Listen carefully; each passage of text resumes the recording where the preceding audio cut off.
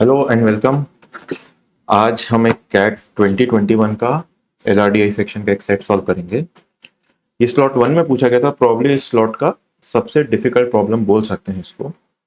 Difficult इसलिए क्योंकि ये थोड़ा सा लेंदी है, इंफॉर्मेशन ज़्यादा है और उसी इंफॉर्मेशन को हमें बहुत ही अच्छे साफ सुथरे तरीके से लिखना है। यदि हम उसको सही तरीके से लिख लेते हैं तो हमें इजीली दिख जाएगा कि हमें उस इंफॉर्मेशन को कहाँ यूज़ करना है। उसके बाद भी इसे 100% एक्यूरेसी के साथ सॉल्व किया जा सकता है। चलिए देखते हैं क्या बोलता है ये। A journal plans to publish 18 research papers written by 8 authors. Authors कौन है? ए से लेके एच तक। In 4 issues of the journal scheduled in January, April, July and October. लिख लेते हैं क्या बोलता है ये कि भाई आपके पास 18 पेपर्स पब्लिश हो रहे हैं, 8 ऑथर्स हैं। 8 ऑथर्स कौन से? ए से लेके एच तक। और 4 इश्यूज में आप इन्हें पब्लिश कर रहे हैं। इश्यूज कौन कौन से हैं? January, April, July and October. ठीक है। Each of the research papers was written by exactly one of the 8 authors. अब इसका मतलब यह है कि भाई कोई भी एक रिसर्च पेपर एक से ज्यादा ऑथर नहीं लिखते हैं। एक ऑथर एक से ज्यादा रिसर्च पेपर डेफिनेटली लिख रहे होंगे क्योंकि भाई 8 ऑथर्स हैं, 18 पेपर्स हैं। बट एक पेपर की अगर अपन बात करें तो वो पूरा का पूरा एक ही ऑथर कंप्लीट करता है। तो इन्होंने सिंपल ही रखा है क्वेश्चन को। ठीक है। 5 papers were scheduled in first 2 issues while 4 were scheduled in each of the last 2 issues। मतलब इन्होंने जनवरी के इशू में 5, अप्रैल के इशू में 5 पेपर पब्लिश करे, जुलाई और अक्टूबर के इशू में 4-4। तो ये टोटल हो गया 18 पेपर्स। ठीक है। Every author wrote at least 1 paper and at most 3 papers. मतलब जो 8 ऑथर 18 पेपर लिख रहे हैं, एक ऑथर एट मैक्स 3 और मिनिमम 1 लिखेगा। तो ये इंफॉर्मेशन लिखते थे, मतलब मिनिमम 1, मैक्सिमम 3 पेपर्स ही लिख सकते हैं। ठीक है। अभी हम यही कर रहे हैं कि हम पूरी इंफॉर्मेशन बहुत क्लियरली लिख रहे हैं। किसी भी LR के सेट में, पर्टिकुलर इवन इन DI के सेट में, हमें इंफॉर्मेशन बहुत क्लियरली लिखते आना चाहिए। ठीक है। Total number of papers written by A, D, G and H was double the total number of papers written by other 4 authors। चलो एक और इंफॉर्मेशन देती है यहाँ पर। क्या बोल रहे हैं? A, D, G और H, ये 4 लोग जितने पेपर्स लिखते हैं डबल है किससे? बाकी चारों ने जितने लिखे। तो बाकी 4 कौन है? B, C, E और F। मान लिया B, C, E और F ने अगर X पेपर्स लिखे हैं तो इन चारों ने A, D, G और H ने 2X लिखे होंगे। टोटल पेपर होगा 3X, जो कि अपन को पता है 18 पेपर्स हैं। तो इसका मतलब X की वैल्यू आ गई 6 और 2X की वैल्यू आ गई 12। अब यहां से हमें यह दिख गया कि 4 लोगों ने मिलके 12 पेपर लिखे हैं और एक ऑथर मैक्सिमम 3 पेपर लिख सकता है। तो इसका मतलब ये हुआ कि इन चारों ने एग्जैक्टली 3 पेपर्स लिखे होंगे, तभी पॉसिबल है। तो यहां पे अपन को समझ में आ गया कि 3 papers each, A, D, G और H के लिखे। ठीक है। 4 of the authors were from India and 2 each from Japan and China। ठीक है भाई, एक इंफॉर्मेशन और आ गई है कि इंडिया से 4 ऑथर थे, जापान से 2 और चाइना से 2 ऑथर थे। आगे देख लेते हैं। Each of the author belong to 3 areas, manufacturing, automation and logistics. ठीक है भाई, 3 एरिया हैं, मैन्युफैक्चरिंग, ऑटोमेशन एंड लॉजिस्टिक्स। और क्या दिया है? 4 of the authors were from logistics area and 2 were from automation area। मतलब मैन्युफैक्चरिंग, लॉजिस्टिक्स से 4 थे, ऑटोमेशन से 2 थे, बचे हुए 2 मैन्युफैक्चरिंग से ही होंगे। ठीक है। As per the journal policy none of the authors could have more than 1 paper in any issue of the journal. इसको हाईलाइट कर देते हैं, इंपॉर्टेंट लग रहा है। इसका मतलब क्या है कि कोई भी एक ऑथर अगर एक से ज्यादा पेपर पब्लिश कर रहा है, जैसे अपन को यहाँ दिख रहा है कि ए ने 3 पेपर पब्लिश करे हैं, तो वो जनवरी अप्रैल जुलाई में ही करेगा, या जनवरी जुलाई अक्टूबर, कोई 3 डिफरेंट इश्यूज में करेगा। कोई भी एक ऑथर एक इशू में एक से ज्यादा पेपर पब्लिश नहीं कर सकता। चलिए हम अपने अंडरस्टैंडिंग के लिए एक चीज और लिख लेते हैं, इनको I1, I2, I3 और I4 4 इश्यूज लिखते हैं। जनवरी इशू को अपन I1 बोलेंगे, अप्रैल को I2, जुलाई को I3 और अक्टूबर को I4, अपनी समझने के लिए। ठीक है, आगे देखते हैं। Following facts are known, F is an Indian author. अब यहाँ पे हम एक टेबल बनाएंगे, हमने टेबल बना रखी है, बट समझने के लिए कि हम टेबल क्या बनाना चाहिए, कि हमें सारे इंफॉर्मेशन जो मिल रही है वो ऑथर्स के लिए मिल रही है, कि ऑथर ने कितने पेपर लिखे हैं, किस इशू में पब्लिश किया है, कौन सी कंट्री से है, कौन से एरिया से है। तो ये सारी चीजें हमें ऑथर्स के लिए मिल रही है। तो हम यहाँ पर टेबल 8 ऑथर्स हैं हमारे पास, अब हम उनके बारे में लिखते जाएंगे जो जो इन्फॉर्मेशन है। तो पहली इंफॉर्मेशन तो मुझे पहले ही मिल गई थी कि ये ADGH ने 3 पेपर्स ईच लिखे हैं। पहले वो लिख लेता हूं मैं, ADGH 3 पेपर ईच हो गए इनके। आगे देख लेते हैं। F N Indian author from logistics area, तो F जो है उसकी कंट्री बता दी है इंडिया, और वो उसका एरिया बता है लॉजिस्टिक्स। और क्या बोलता है, रोट ओनली 1 पेपर। ठीक है, नंबर ऑफ पेपर भी बता दिया उसका 1 है। और क्या बताया है, it was scheduled in October issue, अक्टूबर मतलब अपना I4। तो यहां हम उसका लिख लेते हैं I4।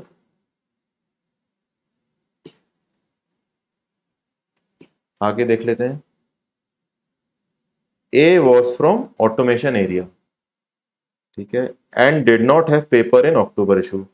चलो, ए का एरिया बता दिया है ऑटोमेशन, और उसने 3 पेपर लिखे हैं, और एक भी अक्टूबर इशू में I4 में नहीं लिखा है। डेफिनेटली इसके इश्यूज होंगे I1, I2 एंड I3। ऐसे फटाफट अपन लिख लेते जो जो इन्फॉर्मेशन गिवन है। None of the Indian authors were from manufacturing area and none of the Japanese और Chinese author was from automation area. इसका मतलब मैन्युफैक्चरिंग में एक भी इंडियन नहीं है, और ऑटोमेशन में एक भी जापानीज या चाइनीज नहीं है। ठीक है, और क्या बोलता है, अपन ने अब ये 3 इंफॉर्मेशन पूरी यूज कर ली है या लिख ली है। अपन को कोई भी पॉइंट मिस नहीं करना है, हर पॉइंट इंपॉर्टेंट होता है। A and H were from different countries, तो मान लिया ए किसी कंट्री से है, तो एच उस कंट्री से नहीं होगा। ये नोटेशन से मैंने लिख लिया है। और क्या बोलता है, but had there paper scheduled in exactly same issues. ठीक है भाई, मतलब जो ए के पेपर इश्यूज में है, एच के भी उसी इश्यूज में आएंगे, क्योंकि नंबर ऑफ पेपर्स भी दोनों के सेम है। तो मैं लिख देता हूं, एच के इश्यूज भी होंगे I1, I2 और I3। ठीक है, तो ये इंफॉर्मेशन यूज हो गई। अब C and E both Chinese authors from different areas. ठीक है, तो C और E की कंट्री तो हो गई है चाइना, और एरियाज भी हो गए इनके डिफरेंट, मतलब C किसी एरिया से है तो E उस एरिया से नहीं होगा। ठीक है, और क्या बोलता है ये point, had same number of paper schedule. ठीक है, मतलब C और E के नंबर ऑफ पेपर्स सेम है। अब अपन को यहां पता है कि BCEF ने 6 पेपर लिखे थे, वो ये इंफॉर्मेशन यहां काम आ रही है। और अपने को पता है कि F ने एक ही पेपर लिखा है, तो इसका मतलब B plus C plus E के 5 पेपर्स होंगे, जिसमें C और E के पेपर सेम है। और यहां अगली लाइन में लिखा कि E had paper scheduled in consecutive issues, मतलब उसके मोर देन 1 पेपर्स हैं E के, जो कि कॉन्जिक्यूटिव इश्यूज में आए हैं। बट सी डिड नॉट, और सी के कॉन्जिक्यूटिव नहीं आए हैं, तो एक ही पॉसिबिलिटी बचती है जहां बी, सी और ई के जो पेपर्स हैं इनको अपन को 1, 2 या 3 ही वैल्यूज देनी है, मिनिमम 1 मैक्सिमम 3 और सम 5 बनाना है। तो एक ही पॉसिबिलिटी है 1 + 2 + 2 करके ये 5 बने, जहां सी और ई के पेपर सेम हो जाएंगे और एक से ज्यादा रहेंगे। नहीं तो एक ऑप्शन 3 + 1 + 1 भी हो सकता था, बट ये ऑप्शन अपना नहीं चलेगा क्योंकि सी और ई के मल्टीपल पेपर्स हैं। तो ये इंफॉर्मेशन मैंने पूरी यूज कर ली, लिख लेता हूं मैं। सी और ई के पेपर 2 हैं, बी का पेपर 1 है, और ई के कॉन्जिक्यूटिव इशू में आए हैं और सी के नॉन कॉन्जिक्यूटिव इशू में आए हैं। बीच बीच में आपको लगे कि बहुत ज्यादा इंफॉर्मेशन है, कहीं मिस हो रहा है, तो आप एक बार दोबारा इसको क्रॉस चेक करिए। इसमें अगर आपके पास टाइम है और आप टाइम देना चाहते हैं, इस प्रॉब्लम को सॉल्व करना चाहते हैं, तो कोशिश करें इसे 100% एक्यूरेसी से सॉल्व करें। ठीक है, अगला प्रॉब्लम क्या बोलता है? B from logistics area had paper schedule in April. April issue मतलब अपना I2 था और बी लॉजिस्टिक्स का है, तो बी में अपने को एरिया मिल गया है लॉजिस्टिक्स, और उसका एक ही पेपर है, वो I2 इशू में आया है, अप्रैल इशू में आया है। ठीक है। 7th, B and G belong to same country. अपन ने मान लिया बी की कंट्री है X, तो जी की कंट्री भी होगी X। और क्या बोल रहे हैं? None of the papers were issued in same issue of journal. मतलब बी और जी के इश्यूज अलग अलग हैं सारे, और डेफिनेटली जी के 3 पेपर है और I2 नहीं हो सकता, क्योंकि I2 में बी का पेपर इशू है, तो डेफिनेटली जी के इश्यूज होंगे I1, I3 और I4। इन 4 इश्यूज में पब्लिश कर रहा होगा। ठीक है, ये इंफॉर्मेशन भी यूज कर ली।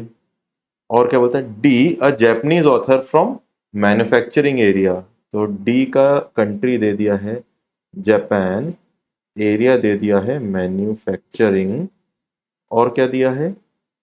Did not have paper scheduled in July issue. और 3 पेपर है, जुलाई मतलब I3 में नहीं हो रहा है, तो डेफिनेटली जनवरी I1, अप्रैल I2 और अक्टूबर I4 में इशू हो रहे होंगे इसके पेपर्स।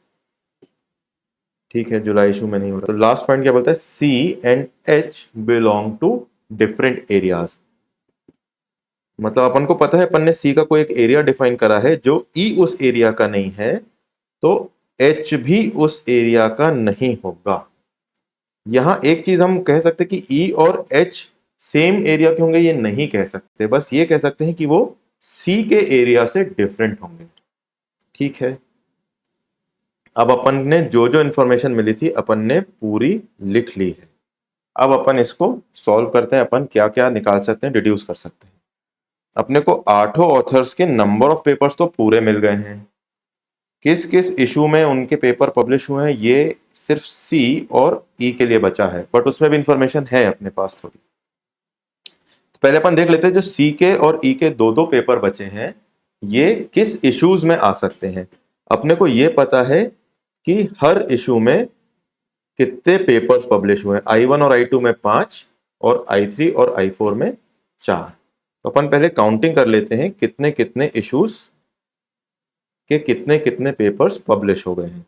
I1 के अपन गिनते हैं 1, 2, 3 और 4 पेपर I1 के इशू हो गए हैं, एक पेपर I1 का बचा है, यहां लिख लेते हैं। I1 का एक पेपर बचा है। सिमिलरली अपन देखते हैं I2 के लिए। I2 में 1, 2, 3, 4 पेपर इशू हो चुके हैं। I2 में भी 5 पेपर्स थे, तो I2 के लिए भी अपने पास एक पेपर बचा है अभी पब्लिश होना। I3 के लिए देख लेते हैं, 1, 2 और 3 पेपर पब्लिश हो गए। I3 और I4 में 4 पेपर थे, 3 हो गए हैं I3 के, तो I3 में भी एक पेपर बचा है। और I4 में देख लेते हैं अपन, 1, 2, 3। I4 के भी 4 में से 3 पेपर पब्लिश हो गए हैं, तो I4 में भी एक पेपर की जगह है।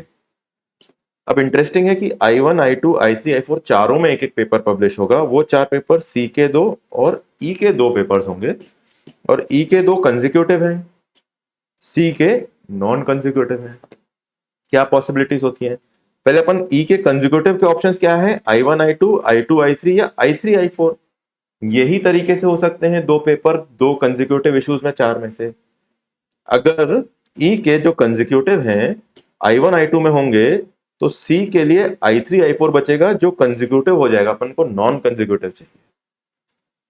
अगर ई के लिए अपन I2, I3 रखते हैं तो I1, I4 बचेंगे सी के लिए जो नॉन कंसेक्यूटिव है, चलेगा। ऐसे ई के लिए I3, I4 कंसेक्यूटिव नहीं ले सकते क्योंकि सी के लिए फिर I1, I2 कंसेक्यूटिव हो जाएगा। तो डेफिनेटली एक ही सॉल्यूशन है इसका, I2, I3 में कंसेक्यूटिवली ई के पेपर्स आए। लिख लेते हैं पर जो कंसेक्यूटिव है ये I2 और I3 में आए, और जो नॉन कंसेक्यूटिव है वो I1 और I4 में पब्लिश हो, तो ही अपना गिवन कंडीशन सेटिस्फाई होगी। तो सबके इश्यूज भी अपन को मिल गए हैं। कंट्री की बात कर लेते हैं। कंट्री का क्या डेटा है अपने पास? इंडिया के 4 लोग हैं, चाइना और जापान के 2 लोग हैं। तो अभी अपने पास एक जापान, 2 चाइना तो मिल गए हैं, एक जापान कहीं और आएगा। वो एक्स तो नहीं हो सकता, क्योंकि एक्स अगर जापान होगा तो जापान के अपने को 3 ऑथर्स मिल जाएंगे। तो डेफिनेटली जो एक्स की वैल्यू है वो इंडिया ही होगी। अब रह जाता है एक इंडिया, एक जापान, जो यहां और यहां आएगा। अब अपन को यह पता है कि ऑटोमेशन इंडस्ट्री में जापानीज और चाइनीज नहीं आ सकते हैं। तो ए ऑथर जो कि ऑटोमेशन इंडस्ट्री का है, ऑटोमेशन एरिया का है, वो जापान का तो नहीं हो सकता। तो वो डेफिनेटली इंडिया का होगा, और जो लास्ट का बचा है वो जापान का होगा। ठीक है, अब लास्ट चीज देखते अपन, एरियाज। अभी अपने पास एक ऑटोमेशन, 2 लॉजिस्टिक्स और एक मैन्युफैक्चरिंग मिल गया है। अपने पास टोटल 2 मैन्युफैक्चरिंग, 2 ऑटोमेशन, 1 लॉजिस्टिक्स है। तो पहले ऑटोमेशन देखते हैं। ऑटोमेशन अपन को एक ही मिला है 2 में से, तो अपन एक बार देखते हैं ऑटोमेशन कहाँ आ सकता है। ऑटोमेशन की एक खास बात है कि कोई जापानीज और चाइनीज है तो वहां ऑटोमेशन नहीं आएगा। तो सी में तो ऑटोमेशन नहीं आ सकता, ई भी चाइना का है, ऑटोमेशन नहीं आ सकता, एच भी जापान का है तो ऑटोमेशन नहीं आ सकता। तो ऑटोमेशन के लिए अपने पास एक ही जगह बची है जो जी के लिए है, क्योंकि जी इंडिया से है। अब अपने पास ऑटोमेशन के 2 ऑथर्स मिल गए हैं, लॉजिस्टिक्स के भी 2 मिल गए हैं। लॉजिस्टिक्स में टोटल 4 है, तो लॉजिस्टिक्स से 2 और बचे हैं। मैन्युफैक्चरिंग का 2 में से 1 मिल गया है। तो ये 3 लोग जो हैं ये मैन्युफैक्चरिंग, लॉजिस्टिक्स यहाँ पे असाइन करना है। तो डेफिनेटली यहाँ पर लॉजिस्टिक्स नहीं आ सकता सी के लिए, क्योंकि एक और लॉजिस्टिक्स आना है, वो ई या एच में आएगा, जबकि ई और एच सी से पूरा डिफरेंट है। तो डेफिनेटली ई में लॉजिस्टिक्स नहीं आएगा तो मैन्युफैक्चरिंग आएगा, और बाकी दोनों जगह लॉजिस्टिक्स आएगा। तो यहाँ हमारा प्रॉब्लम पूरा सॉल्व हो गया है, डेटा हमें पूरा मिल गया है। अब इसके बाद जो भी प्रॉब्लम्स हैं, इसके 6 प्रॉब्लम्स आए हैं, वो अपन इजीली सॉल्व कर सकते हैं। तो अगर देखें प्रॉब्लम्स, करेक्ट सीक्वेंस क्या है बी, सी, ई और जी के लिए, तो बी, सी, ई और जी का अपन देखेंगे अगर, तो बी का एक पेपर है, सी के 2 पेपर हैं, ई के भी 2 हैं, और जी के 3 हैं। तो सही आंसर मेरा यहां पर हो जाएगा ऑप्शन नंबर 1। देख लें, how many papers were written by Indian authors. तो इंडियन ऑथर्स के द्वारा लिखे हुए पेपर अपन देख सकते हैं। Indian authors 3 paper, Indian author 1 paper, Indian author 1 paper, Indian author 3 paper. तो 3, 1, 1 और 3, टोटल 8 पेपर्स लिखे हैं इंडियन ऑथर्स ने। तो इसका आंसर हो जाएगा 8। फिर देख लेते हैं, which of the following statements must be true. Must be true मतलब every issue had at least 1 paper by authors from each country. तो अगर अपन हर एक इशू की देखें तो उनमें सारे कंट्री के ऑथर्स आने चाहिए। तो अगर इंडिया की बात करें तो I1, I2, I3 में तो इंडियन आ रहा है, और I4 में भी इंडियन आ रहा है, तो इंडियंस तो चारों इश्यूज में है। चाइनीज भी देखे तो I1 I4 में है और I2 I3 में है, चारों इश्यूज में चाइनीज भी है। जापान भी यहां से I1 I2 I4 में आ गया है और जापान I3 में भी आ रहा है। जो H है, जो जापानीज ऑथर है, वो I3 में भी आ रहा है। ठीक है, तो ये स्टेटमेंट ए तो 100% ट्रू है। स्टेटमेंट बी देख लेते हैं। Every issue had at most 2 papers by author from each area. ठीक है, अब अपन को इशू को देखना है कि उनके ऑथर्स किस किस एरिया में हैं। यहां पर लिख लेते हैं I1 I2 I3 I4। इनके I1 में 5 पेपर्स आए हैं और वो कौन कौन से ऑथर्स के हैं अपन ने देखा अभी। I1 का एक ऑटोमेशन, मैन्युफैक्चरिंग, ऑटोमेशन और लॉजिस्टिक्स। तो ऑटोमेशन, मैन्युफैक्चरिंग, ऑटोमेशन, लॉजिस्टिक्स। तो ऑटोमेशन, मैन्युफैक्चरिंग, ऑटोमेशन, लॉजिस्टिक्स, ऐसे आए हैं 5 पेपर्स इन इन एरिया से हैं। ऐसे I2 के लिए देखेंगे अगर, पहला तो ऑटोमेशन, फिर लॉजिस्टिक्स, फिर मैन्युफैक्चरिंग। ऑटोमेशन, लॉजिस्टिक्स, मैन्युफैक्चरिंग, 3 तो मिल गया। Automation, logistics, manufacturing. ठीक है, ऑटोमेशन, लॉजिस्टिक्स, मैन्युफैक्चरिंग। फिर I2 कहाँ आया, एक बार यहाँ आया, फिर लॉजिस्टिक्स में आया है और तीसरी लास्ट में भी लॉजिस्टिक्स में आया है। तो लॉजिस्टिक्स। तो अपने को यहाँ पे लिखा था कि every issue had at most 2 papers by authors from each area, जबकि यहाँ लॉजिस्टिक्स एरिया के 3 ऑथर्स मिल रहे हैं। 3 पेपर्स मिल रहे हैं उन ऑथर्स से जो लॉजिस्टिक्स एरिया से हैं। तो सेकंड स्टेटमेंट यहाँ अपना फॉल्स हो गया और इसका करेक्ट आंसर हो गया only statement A must be true. Fourth question देख लेते हैं। Which of the following statement is false? Every issue had at least 1 paper by author from automation area. तो हर इशू में एक ऑटोमेशन है। I1 I2 के लिए तो पता है, I3 और I4 के भी अपन लिख लेते हैं तो आसान हो जाएगा। 4 ऑथर्स हैं यहां पर। I3 का पहला ऑटोमेशन है, फिर लॉजिस्टिक्स है, फिर ऑटोमेशन है, फिर लॉजिस्टिक्स है। तो ये लिख लेते हैं, automation, logistics, automation, logistics. I4 की बात करें अगर, तो manufacturing, logistics, auto. Manufacturing, logistics और ऑटोमेशन। तो every issue had at least 1 paper by author from automation. Automation area से हर इशू में एक ऑथर आया है। तो पहला स्टेटमेंट तो ट्रू है। दूसरा स्टेटमेंट क्या बताए? Exactly 1 paper by Chinese author. Every issue had exactly 1 paper by Chinese author. Chinese author का देख लेते हैं। अपन को पता है चाइनीज के 2 ही ऑथर है, उन्होंने I1 I2 I3 I4 4 papers लिखे हैं और चारों ही इश्यूज में लिखे हैं। हर इशू में एग्जैक्टली एक ऑथर आएगा। ठीक है, तो ये भी स्टेटमेंट ट्रू हो गया है।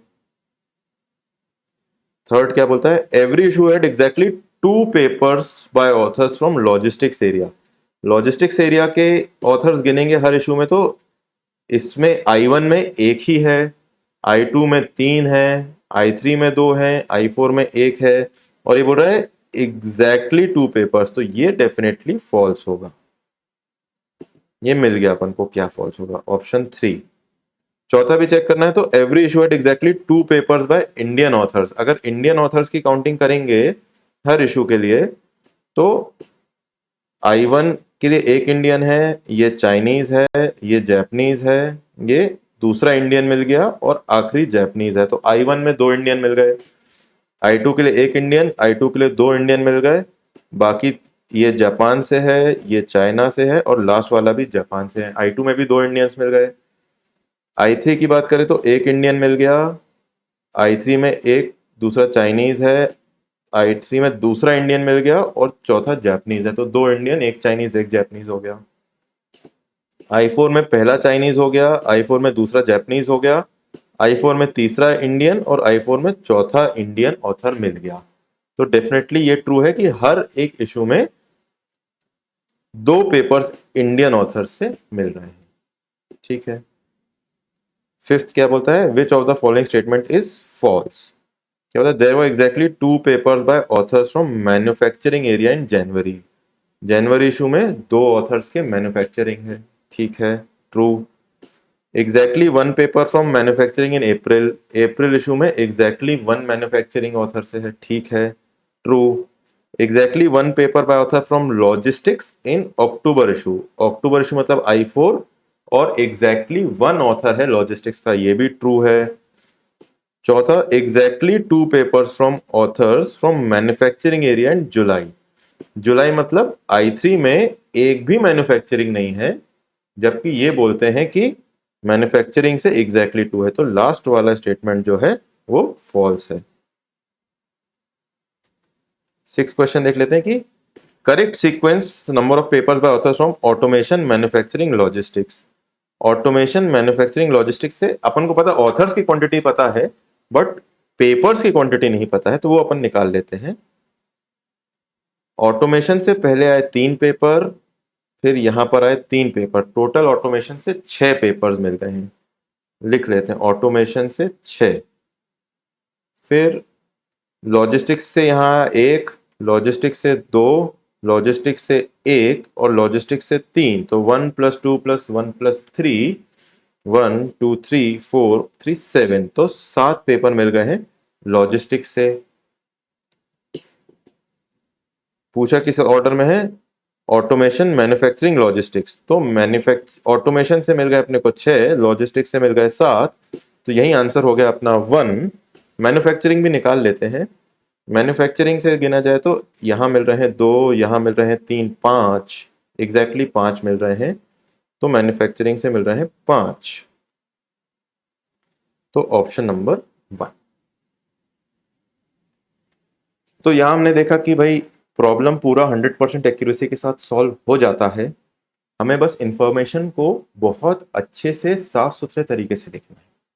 लॉजिकल रीजनिंग में यही एकमात्र फंडा है कि आप इंफॉर्मेशन कितनी इजीली निकाल सकते हैं और सही समय आने पे उसको यूज कर सकते हैं। यदि आपको वीडियो पसंद आया, प्लीज इस वीडियो को लाइक करिए, मेरे चैनल को सब्सक्राइब करिए ताकि ये वीडियो और लोगों के पास जाए। जो भी आपका फीडबैक है या आप जिस एरिया के प्रॉब्लम्स देखना चाहते हैं उसे मुझे कमेंट में लिखिए, मैं कोशिश करूंगा आने वाले वीडियोस में उसको भी सॉल्व करूं। और मेरी ये कोशिश रहेगी कि मैं हर हफ्ते 2 या 3 वीडियोस डालूं। कोशिश अपनी स्टार्टिंग में यही रहेगी कि पहले पुराने पेपर्स के सारे जितने अपने पास अवेलेबल हैं एक बार उनको सॉल्व करके देख लेते हैं, वो आपको समझ में आ जाएगा तो आप इजीली कोई भी नया प्रॉब्लम हैंडल कर सकते हैं। Thank you.